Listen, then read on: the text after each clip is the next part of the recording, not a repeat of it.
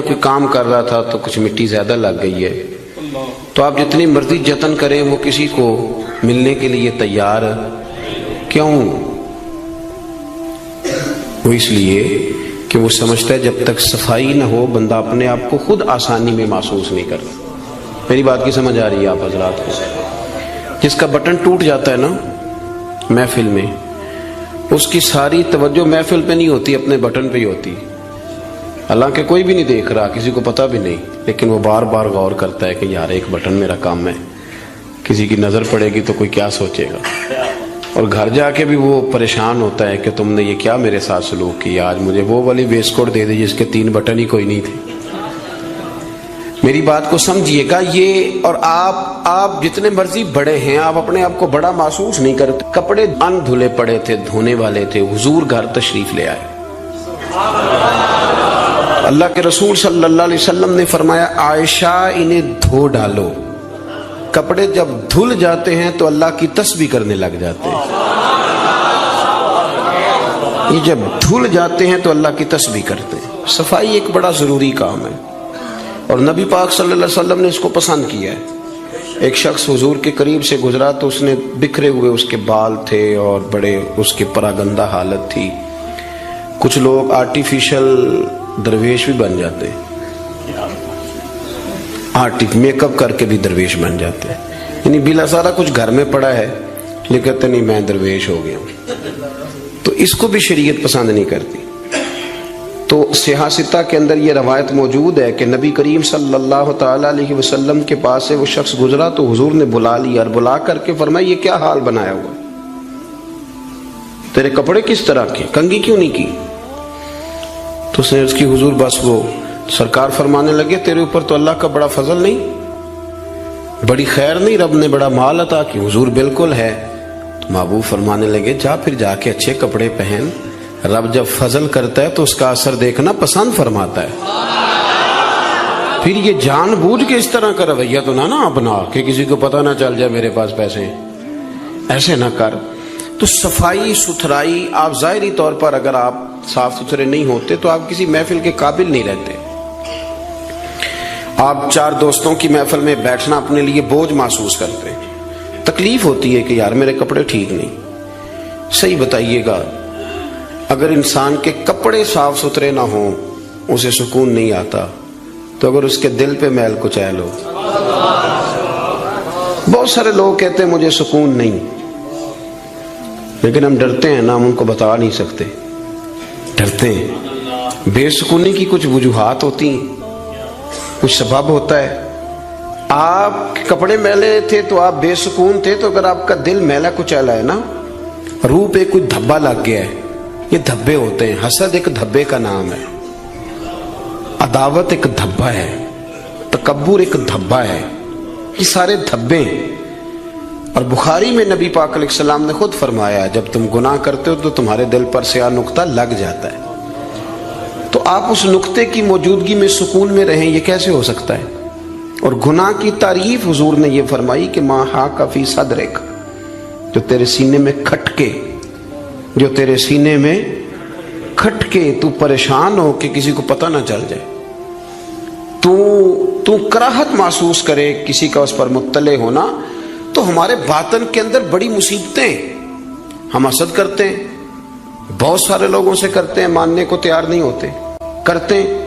بلکہ امام غزالی رحمۃ اللہ علیہ تو فرماتے ہیں کہ حسد تو پایا ہی مالداروں اور صاحب علم لوگوں میں جاتا ہے۔ وہ کہتے ہیں غریب آدمی یا ان پڑھ بندہ تو اس دوڑ میں شامل ہی نہیں ہوتا۔ اصل مسئلہ اس بات کا نہیں ہوتا کہ میرے پاس نعمت نہیں، اصل رٹا یہ ہوتا ہے کہ میرے پاس تو ہے پر اس کے پاس نہیں ہونی چاہیے تھی، ادھر کیسے چلی گئی۔ اعلیٰ حضرت بریلوی رحمۃ اللہ علیہ نے بہت ساری کتابوں کا نچوڑ ایک جملہ ملفوظات شریف میں لکھا ہے۔ اعلیٰ حضرت فرماتے ہیں حسد کرنے والا اس بندے پر اعتراض نہیں کر رہا ہوتا، حسد کرنے والا بنیادی طور پر اللہ کی تقسیم پر اعتراض کرتا ہے، اللہ کی تقسیم پر۔ ہمارے اندر یہ میل چڑھ، اور گھروں کے اندر یہ پوری ایک دوڑ شروع ہے، دیورانی کے اندر، جیٹھانی کے اندر یہ پوری دوڑ ہے، اور ایک وقت آتا ہے کہ بھائی بھائی سے حسد کرنے لگ جاتا ہے، کیسے سکون پائے گا؟ حسد ایک آگ ہے، اور ترمذی شریف کے جو لفظ ہیں حدیث کے وہ بڑے نرالے ہیں نبی پاک صلی اللہ علیہ وسلم نے فرمایا حسد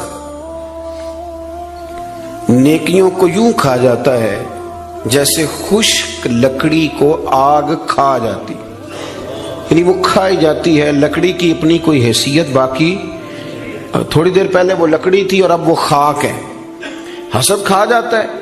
تو اور پھر مزے کی بات یہ کہ یہاں حضور نے ایک اور بھی بات بیان کی، میں حسد نیکیوں کو کس کو کھاتا ہے؟ اس کا مطلب ہے حسد کرنے والے نیک بھی ہوتے ہیں، نیک لوگ بھی حسد، یہ سرکار نے فرمایا نا، حسد نیکیوں کو، اس کا مطلب ہے یہ حسد کرنے والے کچھ نہ کچھ نیک بھی ہوتے ہیں، نیکیاں بھی کرتے رہتے ہیں، حسد بھی کرتے رہتے ہیں، تو وہ ہوتا یہ ہے کہ وہ ساتھ ساتھ ضائع ہوتی ہے۔ حسد نہ کریں، رشک کریں، رشک کریں۔ آپ کہیں کیا بات ہے؟ جناب عائشہ صدیقہ رضی اللہ تعالیٰ عنہ فرماتی ہے میں نے ساری زندگی سیدہ خدیجہ الکبریٰ پہ رشک کیا ہے۔ کیا بات تھی اس عورت کی، ان کا رنگ بھی زیادہ گورا نہیں تھا، سرکار سے عمر بھی کچھ زیادہ تھی، 2 دفعہ پہلے نکاح بھی ہو چکا تھا، پر کیا قابل رشک بی بی ہے کہ جسے اپنی ساری حیات ظاہرہ میں میرے نبی پاک نے یاد کیا ہے۔ اب رشک کریں، کہیں کیا بات ہے، اللہ اسے دیا تو مجھے بھی دے، رشک سے۔ کنز الاموال میں حدیث ہے، حضرت عائشہ صدیقہ رضی اللہ تعالیٰ عنہ فرماتی ہیں دوپہر کے وقت نبی پاک صلی اللہ علیہ وسلم کے صحابہ حضور سے ملنے نہیں آتے تھے، دوپہر کے کھانے کے بعد سرکار آرام کرتے تھے، کیلولہ فرمایا کرتے تھے۔ ایک بوڑھی آ گئی ملنے، اس وقت صحابہ نہیں آتے تھے، بوڑھی آ گئی اور دروازے پہ آ کے جب اس نے اپنی آواز نکالی نہ، پوچھا کون ہے، تو اس کی آواز، کچھ آوازیں بندہ بڑا ان کا شناسا ہوتا ہے نا، وہ بڑی ذرا ٹھہر جا مؤذن میرا دل دھڑک رہا ہے، وہ کہیں کعبہ گر نہ جائے تیری شوخ اور مست اذان سے، کچھ آوازیں بندے کے کان میں پڑتی ہیں تو مزہ آتا ہے نا۔ تو وہ خاتون باہر جب بولی تو سرکار دو عالم علیہ السلام آرام فرماتے فٹافٹ اٹھ گئے، حضور نے دروازہ کھولا، بوڑھی کو بٹھایا، کھانا کھلایا، دیر تک وہ باتیں کرتی رہی، سرکار جواب دیتے رہے، اور جناب عائشہ صدیقہ کہتے ہیں لوگ پہلے بھی بڑے آتے تھے پر آج ذرا انداز نرالا تھا، حضور نے بڑی محبت کی، جانے لگی تو حضور نے تحفے بھی بڑے ہی دیے، میرے کریم نے بڑا ہی پیار کیا، بڑا نوازا۔ میرے دل میں خیال آیا کہ یہ خاتون جاتی ہے، حضور بھی جائیں گے، رات کو واپس لوٹیں گے تو میں پوچھوں گی یہ کون تھی، لیکن وہ چلی گئی، حضور تو لیٹ گئے اور گہری سوچ میں چلے گئے۔ جناب عائشہ کہتے ہیں میں قربان جاؤں، میں قریب گئی، قدموں میں بیٹھ کے عرض کی حضور دنیا تو پہلے بھی بڑی آتی ہے، یہ بی بی کون تھی؟ تو میں نے بات کی تو حضور رو پڑے، اٹھ کے بیٹھے، سرکار فرمانے لگے عائشہ یہ بی بی میری پہلی زوجہ سیدہ خدیجہ الکبریٰ کی سہیلی تھی، ان کی سہیلی تھی، یہ عائشہ خدیجہ کے دور میں آتی تھی، خدیجہ کھانا کھلاتی تھی، وقت دیتی تھی، پیار کرتی تھی۔ فرمایا آج میں نے اس روایت کو زندہ کیا، حسن العہد من الایمان، تعلق اچھے طریقے سے نبھا دینا یہ بھی ایمان کا حصہ ہے۔ حضرت عائشہ اس کو بیان کر رہی ہیں، آپ دیکھیں صحابہ ایک دوسرے کی شان بیان کرتے ہیں۔ حضرت عائشہ صدیقہ سے پوچھا گیا، بخاری مسلم دیکھیے، توجہ ہے میری بات پر؟ حضرت عائشہ صدیقہ سے کسی نے پوچھا نبی پاک صلی اللہ علیہ وسلم کو سب سے زیادہ پیارا کون؟ جناب عائشہ صدیقہ سے پوچھا سب سے زیادہ پیارا کون؟ تو جناب عائشہ کہنے لگی یہ صاف ستھری بات ہے، سیدہ فاطمہ الزہرا۔ اس شخص نے فوراً پوچھا، مشکات دیکھیے اٹھا کے، اس نے پوچھا جی مردوں میں؟ تو آپ نے فرمایا فاطمہ کے شوہر علی المرتضیٰ۔ فوراً ایک دوسرے کی شانیں بیان ہو رہی ہیں، ایک دوسرے کی عظمتوں کا تذکرہ ہو رہا ہے۔ مولا علی شیر خدا کرم اللہ تعالی وجہ الکریم فرمایا کرتے تھے میں تمہیں بتاؤں سب سے بہادر کون ہے؟ حضور بتائیے، فرمایا ابو بکر صدیق۔ فرماتے وہ بدر کی رات جب حضور کے چھپر شریف کا پہرا دینا تھا، چھپر کا پہرا دینا تھا حضور کے چھپر شریف کا، تو بڑا مشکل کام تھا، کون وہاں کھڑا ہو؟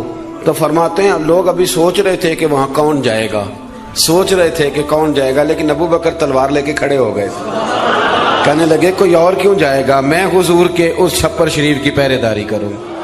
تو ایک دوسرے کی تعریفیں کر رہے ہیں، ایک دوسرے کی فضیلتیں بیان کر رہے ہیں، یہ رشک کرتے تھے۔ حسد ہمارے ہاں نا کر تعریف ہی رہے ہوتے ہیں، پر وہ ہلکا سا نچوڑے تو اندر سے اثر نکلنا شروع ہو جاتا ہے. لمبا بھی نہیں نچوڑنا پڑتا, بس ہلکا سا. کہتے ہیں باقی تو ساری باتیں ٹھیک تھیں, لیکن آپ نے دیکھا ہے آنے جانے میں نخرہ کتنا تھا. بس وہ نکل آیا, وہ نچوڑ لیا, وہ گیا کام سے, سارا کچھ ختم ہو گیا.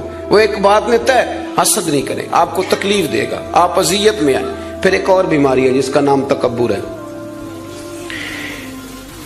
یوں جھک کے ملنے کا نام عاجزی نہیں, بلکہ حضرت سعدی فرماتے ہیں میں نے بڑے جھکے ہوئے دیکھے ہیں, گردن جھکی ہوئی ہے, دل بڑا اکڑا ہوا ہے. فرماتے ہیں یہ ان کی ادا ہے, یہ ادا بھی تجھ کو ہی زیب ہے, تیری عاجزی بھی فریب ہے. تو کہیں کہیں نا لوگ اس طرح بھی کرتے ہیں. عاجزی تو دل کا نام ہے کہ آپ کے اندر اخلاص کتنا ہے, آپ کتنے جھکے ہوئے ہیں, آپ کس قدر پیار کر. بہت سارے لوگوں میں تکبر ہے, مجھے مانو, مجھے تسلیم کرو. اور میں آپ کو کیا بات بتاؤں دنیاوی لوگوں کی, میں تو دینی محفل میں دیکھتا ہوں. یہ کوئی علاقے کا چودھری اگر کسی محفل میں آ جاتا ہے تو گردن اونچی کر کر کے نقیب کو دکھاتا ہے کہ میں پیچھے بیٹھا ہوں, حالانکہ میں چودھری ہوں. تو اونچی کر کر کے گردن, عادت پڑ گئی نا اسٹیج پہ بیٹھنے کی, پیچھے مزہ ہی نہیں آتا. حالانکہ شان تو رب دیتا ہے, آپ جہاں بھی بیٹھے ہیں اگر آپ قابل اکرام ہیں تو پھر آپ قابل احترام ہی ہیں. لیکن یہ لوگوں پہ تسلط جما کے اپنے آپ کو, مطلب کتنا چھوٹا بندہ ہے جو کسی کے بارے میں یہ کہتا ہے کہ یہ میرا ملازم ہے. اس سے کیا ثابت کرنا چاہتا ہے وہ؟ یہ دو جملے کہہ کے کہ میرے پاس اتنے پیسے ہیں ملازم رکھ سکتا ہوں کیا؟ میں ایک یونیورسٹی میں گیا کچھ بیان کرنے کے لیے, تو ایک بچہ مجھے کہنے لگا پیر صاحب ایک بات بڑی دل میں پریشان کرتی ہے, کسی لبرل آدمی نے کر دی تھی تو ڈرتا میں کرتا نہیں, کہیں مجھے کوئی بے ادبی نہ کہہ دے. ہمارے ہاں ایک ظلم یہ بھی ہوتا ہے کہ ادب سکھانے سے پہلے بے ادبی کا لائسنس جاری کر دیا جاتا ہے. حالانکہ پہلے ادب سکھایا جائے, پھر اگر کوئی بے ادبی کرے تو پھر اسے بے ادب. ہم ادب نہیں سکھاتے لیکن بے ادبی کا تانا فٹافٹ دے دیتے. میں نے کہا جناب آپ پوچھیں, اگر مجھے جواب آتا ہوا تو میں بتا دوں گا, نہیں تو میں کسی سے پوچھ کے بتا دوں گا, آپ بتائیے. وہ کہنے لگے جی مجھے کسی نے کہا ہے کہ نبی پاک صلی اللہ علیہ وسلم کے زمانے میں غلامی ختم نہیں ہوئی تھی. اس زمانے میں غلام بکتے تھے اور اسی طرح بکتے تھے, خریدے جاتے تھے, تو ایک آرڈر فرما دیتے غلامی ختم ہو جاتی. اور میں نے کہا یار یہ تو کوئی بڑا سوال ہی نہیں ہے, آپ بلا وجہ ڈر رہے ہیں, یہ کوئی بڑا سوال ہے. یہ حضور نے غلامی ختم کر دی تھی. آپ پڑھیے ابو داؤد شریف, ختم ہو گئی غلامی. توجہ ہے میری بات پر؟ ادھر دیکھیں جی میری طرف. حضور نے غلامی ختم کر دی, غلامی رہی نہیں. کہنے لگے وہ کس طرح؟ میں نے کہا ابو داؤد شریف پڑھ لیں. حضرت ابو ذر غفاری رضی اللہ تعالیٰ عنہ فرماتے کلمہ پڑھنے آیا, جب واپس جانے لگا تو حضور نے بڑی نصیحتیں فرمائی. ان میں سے ایک نصیحت حضور نے یہ کی, ابو ذر یاد رکھنا تمہارے غلام تمہارے بھائی ہیں. غلام تو وہ رہے ہی نہیں, انہیں تو مدینے والے رسول نے بھائی بنا دیا ہے. آپ کو کس نے کہا وہ غلام ہے؟ وہ غلام, میں سیاستہ کی روایت پیش کر رہا ہوں. فرمایا تمہارے غلام تمہارے, ادھر دیکھیں میری طرف, تمہارے غلام تمہارے بھائی ہیں. اور نبی کریم نے فرمایا جس طرح کا خود کھانا اسی طرح کا انہیں کھلانا, جس طرح کا خود پہننا اسی طرح کا انہیں. غلام رہے گا جب وہ آپ کے جیسے کپڑے پہنے گا. آپ, وہ الگ بات ہے کہ جتنا مرضی وہ ہیومن رائٹس پہ بات کرے, انسانی حقوق کی تنظیمیں چلائے, غلام کو ملازم کو اس طرح کی روٹی نہیں کھلاتا جس طرح کی خود کھاتا ہے, اسے اس طرح کے کپڑے پہناتا نہیں جس طرح کے خود پہنتا ہے. لیکن نبی پاک علیہ السلام نے یہ اعزاز فرمایا جس طرح خود کھانا اسی طرح انہیں کھلانا, جس طرح کا خود پہننا اسی طرح کا انہیں پہنانا. اور حدیث کا آخری جملہ یہ ہے کہ سرکار فرمانے لگے ان کی طاقت سے زیادہ ان پر بوجھ نہ ڈالنا, اور اگر کبھی انہیں کوئی ایسا کام بتاؤ جو ان کی طاقت سے زیادہ ہو تو پھر اس کام میں ان کی مدد بھی کرنا. مجھے بتلائیے, غلام تو غلام رہے نہیں, حضور نے تو سیٹ ہی ختم کر دی, انہیں بھائی بنا دیا ہے. وہ تو سیٹ ہی ختم ہو گئی, تو آپ یہ کیسے کہہ سکتے ہیں کہ غلامی ختم نہیں ہوئی؟ حضور نے تو انہیں بھائی بنا دیا. بھائی, ہمارے ہاں نا بڑا مزہ آتا ہے یہ کہہ کہ میرے 6 ملازم ہیں, بڑا مزہ آتا ہے. اور بڑا بندہ راضی ہوتا ہے جب وہ گاڑی میں بیٹھا ہوتا ہے تو 15 بندے آگے دوڑ رہے ہوتے ہیں, اس کو بڑا لطف آ رہا ہوتا ہے. لیکن اسے نہیں پتا کہ اس کے اندر تکبر آ گیا. اب اس کے اندر ایک چیز پیدا ہو گئی جو اسے خراب کرے گی، وہ پھر کرسیاں ڈھونڈتا پھرے گا، اسے کہیں مزہ نہیں آئے گا۔ وہ نورانی محفل کے اندر بھی، روحانی محفل کے اندر بھی وہ تلاش کرے گا کہ کوئی مجھے جان لے، کوئی مجھے پہچان لے۔ وہ ہر جگہ پروٹوکول کا عادی ہو، اسے بیماری لگ جائے گی، کسی جگہ قرار نہیں پائے گا۔ وہ کہے گا پتہ نہیں مجھے سکون کیوں نہیں آ رہا۔ بھائی سکون تو آتا ہے چھپ جانے میں، سکون تو جاتا ہے کسی کونے میں جا کے اللہ اللہ کرنے میں، کسی کونے میں۔ بابا بلے شاہ صاحب، بابا صاحب رحمت اللہ علیہ فرماتے ہیں میں نے اعتکاف کبھی قصور میں نہیں کیا، اس گاؤں میں جاتا تھا جہاں مجھے جانے کوئی نہ، چلو 10 دن تو میں الگ ہو کے اللہ اللہ کر لوں۔ کہتے میں وہاں جا کے اعتکاف کرتا تھا، یہاں تو سارے ہاتھ چومنے والے تھے، اکثر کہا کرتے تھے اٹھ بلیا چلو تھے وسیے جتھے وس دینی سارے انے، اٹھ بلیا چلو تھے وسیے جتھے وس دینی سارے انے، نہ کوئی ساڈی ذات پچھانے نہ کوئی سانو منے۔ کبھی ایسی جگہ بھی تو جانا چاہیے نا۔ اور بڑے ناز سے میری طرح کے بندے بھی کہہ رہے ہوتے ہیں تسی وہ تو کونے تو آ کے میرا نام پوچھے ہو پہنچ جاؤ گے۔ وہ کبھی اپنے آپ سے پوچھ تو صحیح کہ یہ تو کہاں مبتلا ہو گیا، یہ شہرت، یہ شور شرابے، یہ آنا جانا۔ مزہ تو تب ہے کہ صبح قیامت آپ کو پردوں میں ڈال کے کہہ دیا جائے کہ جا تیری پردہ پوشی کی، تیرا عیب نہیں کھولے جائیں گے، بغیر حساب جنت میں چلا جا۔ یہاں یہ شور کرنا، اپنا آپ دکھانا، اپنا آپ بتانا، یہ تو علامت تکبر ہے۔ تھوڑا سا نیچے رہیں۔ یہ ہوتا ہے کئی دفعہ کہ انسان کچھ اللہ تعالیٰ اسے وقار دے دیتا ہے تو اس کا قد اونچا ہو جائے، اس کی سیٹ اونچی ہو جائے، لیکن دل اس کا سکون میں رہے۔ امام غزالی روایت لائے ہیں، حضرت حذیفہ بن یمان رضی اللہ تعالیٰ عنہ فرماتے ہیں میں اپنے قریب محبوب علیہ السلام کے ساتھ سفر کر رہا تھا، گرمی کا موسم تھا، سفر کرتے کرتے ہم ایک باغ کے قریب سے گزرے تو سامنے کنواں نظر آیا۔ حضور فرمانے لگے حذیفہ یار گرمی بڑی ہے، غسل نہ کر لیں؟ میں نے کہا حضور بڑی بات ہے، کر لیں۔ کہتے ہیں سرکار کنویں کے قریب گئے تو کپڑوں سمیت غسل کرنے لگے، پھر بھی مجھے فرمایا کہ ذرا چادر نہیں تان لیتے؟ میں ذرا پسند نہیں کرتا کہ یہ گرمیوں میں ہمارے بچے جس طرح کا لباس پہنتے، یہ تہذیب کے مطابق نہیں، تہذیب کسی اور چیز کا نام۔ آپ ذرا کھلا لباس پہنیں اور آپ ذرا کچھ چیزوں کو چھپائیں، آپ مہذب لگیں گے، آپ مناسب لگیں گے۔ کالی بنیان پہن کے تو گلی میں نکل جانا، گلی میں کیا گھر میں بھی بیٹیاں ہوتی ہیں، بہنیں ہوتی ہیں، کیوں اس طرح کا لباس پہنتے ہیں جو غیر مناسب محسوس ہو؟ حضرت حذیفہ بن یمان رضی اللہ تعالیٰ عنہ فرماتے ہیں حضور کپڑوں سمیت غسل فرما رہے تھے، پھر بھی مجھے فرمایا چادر تان لو۔ توجہ ہے میری بات پر؟ یہ نوجوان ذرا زیادہ غور کریں کیا عرض کر رہا ہوں۔ کہتے میں چادر تان کے کھڑا ہو گیا، حضور غسل کرنے لگے تو پانی ٹھنڈا تھا، گرمی بھی بڑی تھی، حضور کو نہ ذرا لطف آیا تو فرمانے لگے تھوڑا اور نہ نہا لوں؟ میں نے کہا حضور نہائیں۔ کہتے ہیں سرکار کو اور لطف آیا، فرمانے لگے ذرا اور نہ نہاؤں؟ میں بڑا مطمئن تھا، بڑا راضی تھا کہ مجھے نوکری کا موقع مل رہا ہے۔ کہتے ہیں ایک دو دفعہ سرکار نے فرمایا، پھر حضور بس کرنے لگے تو میں نے کہا حضور تھوڑا اور غسل فرمائیں، گرمی بڑی ہے۔ کہتے سرکار اور غسل کرنے لگے، خاصی دیر حضور نہائے، غسل فرمایا، فارغ ہو گئے نا جب، میرا کلیجہ بڑا ٹھنڈا تھا کہ میں نے نوکری کر لی۔ جب فارغ ہو گئے تو حضور مجھے فرمانے لگے چل اب تو غسل کر۔ اگر روٹی بچ جائے تو بندے ڈرائیور کو بھیج دیتے، اگر کبھی بچ جائے، چلیں آپ نے کون سا مجھ سے ناراض ہونے، آپ تو اپنے ہیں۔ اگر کوئی دیگ بڑھ جائے تو مدرسے بھیج دیتے کہ وہ اس کو کہتے آپ یہی ہیں کہ اس کے پیروں کے نیچے فرشتے پر بچھاتے ہیں، یہ بھی آپ کہتے ہیں کہ آفت جی آپ کی بڑی شان ہے، آپ نماز پڑھاتے ہیں، پر دیگ وہ بھیجنی ہے جو بچ گئی، وہ آپ بھیج دیں۔ بچ گئی ہے وہ زیادہ تھی تو ہم نے کہا چلو بچوں کو دے دیتے۔ یہ اعزاز نہیں دیا، دیکھ دے دی پر آپ نے عزت نہیں دی، وقار کا مزہ نہیں آیا اس کا، یہ کوئی سرور والا کام نہیں۔ میرا ایک دوست مجھے ایک دن کہنے لگا حضرت جی اگر کوئی ٹائم ملا نہ نکلا تو میں آؤں گا۔ میں کہ یار نہ آئیے دا کوئی مزہ ہے، ساڑھے کو تو ٹائم کٹ کے آنا یار، حد ہو گئی۔ تو کہے کہ میں بڑا مصروف ہوں پر آپ حکم تو کرے، میں سویرے ہی آیا، یہ کیا بات آپ نے؟ اسی کو بچے کچھ ٹائم آ لیا ہمارے پاس تو آ، تھوڑا سا سارا کچھ چھوڑ چھاڑ کے پتہ چلے کہ تو آیا ہے۔ میری بات کی سمجھ آ رہی ہے میرے عزیز؟ بات کو سمجھنا ہے آپ نے۔ حضرت حذیفہ بن یمان رضی اللہ تعالیٰ عنہ فرماتے ہیں کہ جب حضور غسل فرما چکے تو کہنے لگے اب تو غسل کر. کہتے ہیں میں غسل کرنے لگا تو سرکار نے فرمایا چادر مجھے دینا میں تان کے کھڑا ہو جاؤں. یعنی نبی کریم کی بات کر رہا ہوں.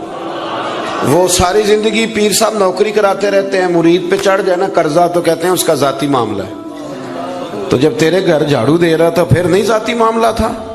تھوڑی تو بھی پیار کر لے, کبھی تو بھی ان کے ساتھ کہہ. وہ میرے ایک دوست ہیں پیر صاحب, تو عرس پہ میں گیا ہوا تھا تو ان کا بچہ وہ اپنے بیٹے سے پوچھتے ہیں کہ پتر وہ دال والا جو دیگ ہے وہ گرم ہی ہے نا؟ کہنے لگا ابا جی بس ٹھیک ہی ہے چل جائے گی. یعنی گرم کرنا بھی پسند نہیں صاحبزادے کے لیے.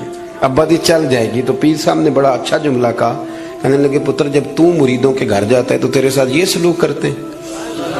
اس طرح تو نہ کر یار, کم از کم تیرا زور لگے گا ایک آرڈر ہی کرنا ہے ذرا گرم ہو جائے. پر ہم سمجھتے نہیں نا چیزوں کو. الا ماشاءاللہ اچھے لوگوں کی بات نہیں کرتا.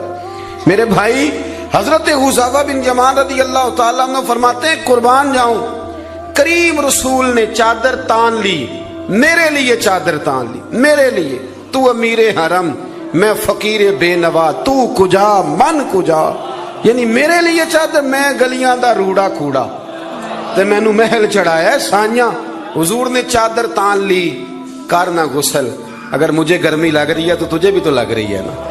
حضرت حذیفہ بن یمان کہتے ہیں میں نے کہا حضور میں بغیر چادر کے. فرمایا نا میں کھڑا رہوں گا, تو کر غسل. حضرت حذیفہ بن یمان کہتے ہیں تھوڑا سا غسل کر کے میں نے چھوڑ دیا. حضور فرمانے لگے نہیں اور نہا ذرا. کہتے ہیں میں نے عرض کی یا رسول اللہ صلی اللہ علیہ وسلم میں نہا لیا. فرمایا نہیں تھوڑا اور غسل کر. فرماتے میں نے اور غسل کیا. تھوڑی دیر کے بعد فارغ ہوا. میں نے کہا حضور مہربانی فرمائیں میں نہا چکا. تو فرمانے لگے نہ ہمیں جتنی دیر میں نے کیا ہے تو بھی اتنی دیر غسل کر. حضرت حذیفہ بن یمان کہتے میں رو پڑا. میں نے کہا محبوبہ تیرے کرم پہ قربان جاؤں, اب بس کریں. حضور میں نہا چکا ہوں. تو حضور فرمانے لگے حذیفہ گھر سے اکٹھے نکلے تھے نا, گرمی میں ایک جیسا سفر کیا ہے نا یار, تو غسل کر. مجھے اچھا لگا یار یہ کیا سٹیٹس ہم نے بنا لیا. ہم اپنوں کے بیچ بھی اسی طرح رہیں گے. ہم اپنوں کے بیچ جو ہمارے اپنے ہیں ہم ان سے بھی کبھی. میں مسجد میں بیٹھا ہوں باوضو, ابھی میں نے عشاء پڑھی ہے. کو دیانتداری سے بتاتا ہوں, میں بیمار ہو گیا تو بڑی میری ٹانگوں میں ٹائیفائڈ بخار تھا, تو بڑی سخت تکلیف میری ٹانگوں میں آئی, اذیت آئی. مجھے چلا نہیں جاتا تھا, چھڑی پکڑ کے میں چلتا تھا. میری اماں جی حیات تھی, میں نے ان سے کہہ دیا کہ بڑی ٹانگوں میں درد ہے. تو میں سو گیا, میری آنکھ کھلی تو میری ماں میری ٹانگیں دبا رہی تھی. میری ماں میری ٹانگ, اور میری جیسے آنکھ کھلی تو میں نے جھٹ سے اپنی ٹانگوں کو سمیٹا. میں نے کہا اماں جی آپ یہ کیا کر رہی ہیں؟ تو میری اماں جی نے کیا, وہ بیمار رہتی تھی, شوگر تھی, کہنے لگی پتر تو نہیں میری روز دباندہ. آپ بات کو سمجھے نا. وہ وقت گزر گیا, وہ انتقال کر گئی, 8-9 سال بیت گئے, پر وہ کبھی اس وقت کو یاد کرتا ہوں تو دل ٹھنڈا ہو جاتا. ہمارا تو سٹیٹس اتنا خوفناک ہو گیا کہ ہمارے اپنے ترستے رہتے ہیں کہ چلو 2 جملے پیار کے بول دے, 2 جملے, اور کسی کے لیے بھی نہیں یار, کسی کے لیے. سیدہ طیبہ طاہرہ حضرت عائشہ صدیقہ آپ فرماتی ہیں لوگوں ہم اس رسول کے ماننے والے ہیں جو جملوں کا بھی خیال کرتے تھے. کسی کی آج انداز تکلم کس طرح کا ہے, کوئی کس طرح, اس کا بھی حضور خیال کرتے. ایک دن مجھے گھر میں بیٹھے بیٹھے فرمانے لگے عائشہ جب تو راضی ہوتی ہے تب بھی مجھے پتہ چل جاتا ہے, اور جب تو ذرا تھوڑا سا دل میں کوئی بات رکھتی ہے تو پتہ مجھے پھر بھی چل جاتا ہے. تو جناب عائشہ کہتے ہیں میں نے فٹافٹ عرض کی حضور مجھے میری ماں روئے. میں اور آپ کے فرمایا چپ کر, ذرا سن تو لے, پہلے ذرا سن تو صحیح نا, ذرا سن. یا رسول اللہ حکم کریں. تو محبوب فرمانے لگے کبھی کبھی کسی دوسری بیوی کے پاس ذرا وقت گزاروں تو تیرے دل میں بات تو آ ہی جاتی ہے نا, ذرا سن نا, حضور حکم کریں. تو محبوب فرمانے لگے جب تو راضی ہوتی ہے نا تیرا طریقہ ہے کبھی کبھی قسم اٹھاتی ہے. جب تو ہوتی ہے نا مجھ سے ناراض تو تو کہتی ہے مجھے ابراہیم کے رب کی قسم, مجھے حضرت ابراہیم علیہ السلام کے رب کی قسم. اور جب تو راضی ہوتی ہے تو فرماتی ہے مجھے محمد عربی کے رب کی قسم. اب میں سمجھ جاتا ہوں کہ آج کوئی بات. جناب عائشہ کہتی ہیں میں بڑا روئی. حضور نے فرمایا کیوں روتی ہے؟ میں پھر رو پڑی. حضور نے فرمایا میں نے تو تیرے احساسات بیان کر تو رو پڑی. کہنے لگی روتی اس لیے ہوں کہ اللہ نے کیسا کریم رسول عطا فرمایا، حضور لفظ و جملوں تک کا احساس، کیا فکریں کس طرح کے بیان کر رہا ہے، آج اس کا ذہن کس طرف چلا گیا، اس بات کا بھی خیال ہمارا تو یقین کریں وہ بلند و باغ مزاج جانے ہمیں کہاں جا کے کھڑا کرے گا، کس جگہ پہ جا کے ہم رکیں گے۔ بڑا شوق ہے لوگوں کی گردنیں جھکانے کا، بڑا ہمیں شوق ہے، یہ میرا ملازم ہے، گھر میں بھی گئے ہیں تو 2-4 بندے کھڑے ہونے چاہیے اعزاز کے لیے، تھوڑا سا جھکے تو صحیح، تھوڑا پیار کرنا تو شروع کریں، تھوڑا یہ آپ کی گردن دیکھیں نا، جو بالکل اکڑ جائے وہ مردہ ہوتا ہے، اور جس میں کچھ نہ کچھ لچک ہو وہی تو زندہ ہوتا ہے۔ اگر آپ پکڑے ہوئے ہیں، اکڑ گئے ہیں، آپ کو اپنے علاوہ، وہ کسی نے کہا تھا خدا مجھے ایسی خدائی نہ دے کہ اپنے سوا کچھ دکھائی نہ دے۔ کیا لے کے جانا ہے اس دنیا سے اگر آپ چند منٹ کسی سے پیار ہی نہیں کر پائے، کسی کا احساس ہی آپ کی طبیعت میں نہیں آیا، آپ کو ذرا خیال ہی نہیں آیا کسی کی بابت، لیکن ہمارا وہ احساس کدھر گیا؟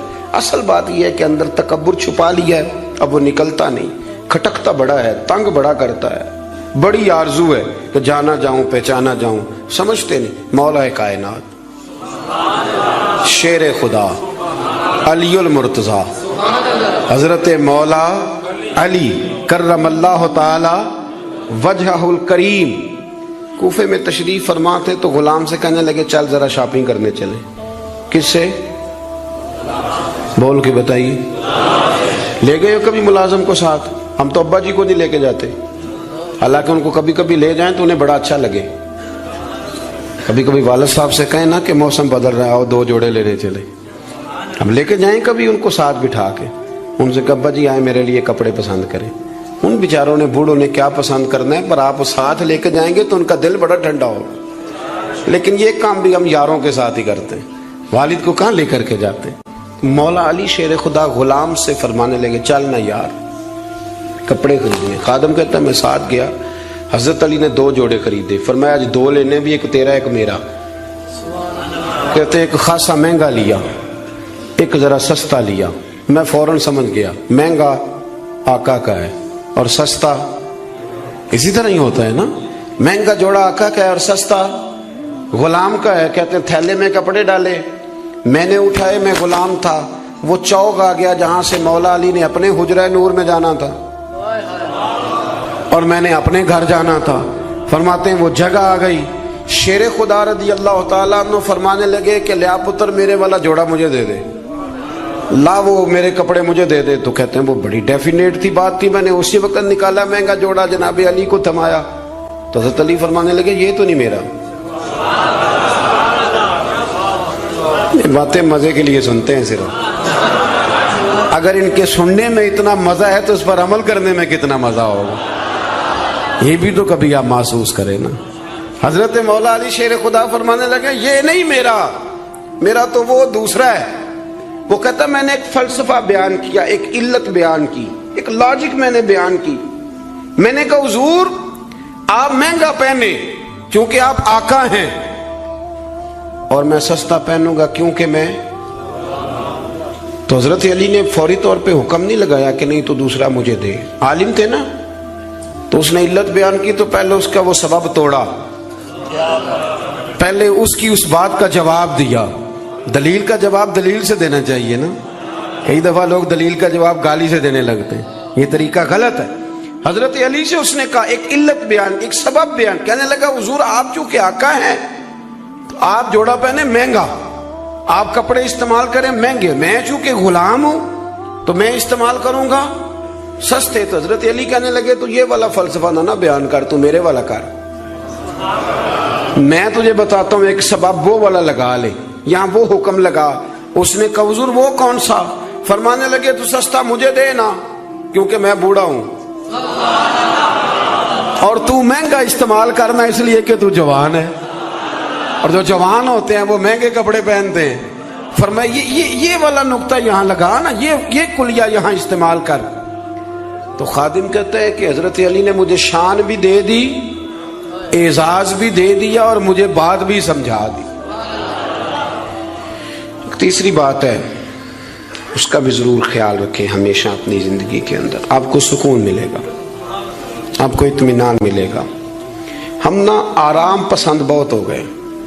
سب سے زیادہ ہمیں پریشان وہ بندہ کرتا ہے جو ہمارے آرام میں تھوڑا سا خلل ڈالتا ہے. اسپیکروں پہ پابندی کیوں لگی بھلا؟ جھگڑے شگڑے اب کوئی نہیں ہوتے تھے، اب کہاں دور رہ گیا. اب تو صرف لوگوں کی نیند خراب ہوتی تھی، اور جو سوسائٹیوں میں رہتے ہیں نا ان کے لیے زیادہ مسئلہ تھا. ہم ذرا سا بھی اپنی نیند قربان کرنا، اپنے اوپر تھوڑا بوجھ لینا پسند نہیں کرتے. رات کو کچھ لوگوں کو جاگتے رہنا بڑا ضروری ہے. ڈاکٹر کے لیے اپنا موبائل آن رکھ کے اسے سونا چاہیے، یہ میری گزارش ہے. اس لیے کہ کسی وقت بھی کوئی مریض اس کو فون کر سکتا ہے. جو لوگ سیکیورٹی اداروں سے تعلق رکھتے ہیں ان پر ضروری ہے کہ وہ رات بھی اپنے موبائل کو آن رکھے. جن کی ذمہ داری میں کچھ لوگ ہیں، میرے پاس ایک ایسا نمبر ہے، رات بھر وہ نمبر، میرے پاس مدرسے کے بچے ہیں، وہ کسی وقت میری ضرورت پڑ سکتی ہے.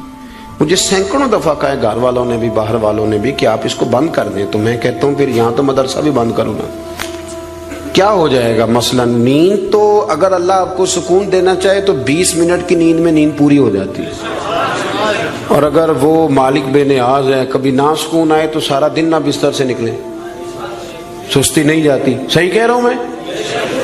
تو تھوڑی اگر آپ اپنی نیند قربان کر لیں گے کسی کے لیے، کسی کو سکون دینے کے لیے، تھوڑی سی نہیں دیتے ہم.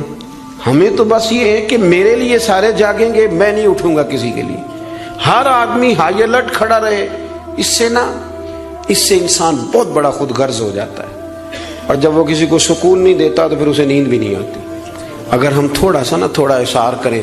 حضرت انس بن مالک رضی اللہ تعالیٰ عنہ فرماتے ہیں رات کا وقت تھا، مدینے کے کونے سے چیخنے چلانے کی آواز آنے لگی بڑی شدت کے ساتھ. قاضی ایاز رحمۃ اللہ علیہ نے بھی لکھا ہے، اور بھی دیگر سیرت نگاروں نے نقل فرمایا ہے، تیز ایک کونے سے نا تیز آواز چیخنے کی آنے لگی. فرماتے ہیں سب لوگ جمع ہو گئے جن کے کانوں میں آواز گئی.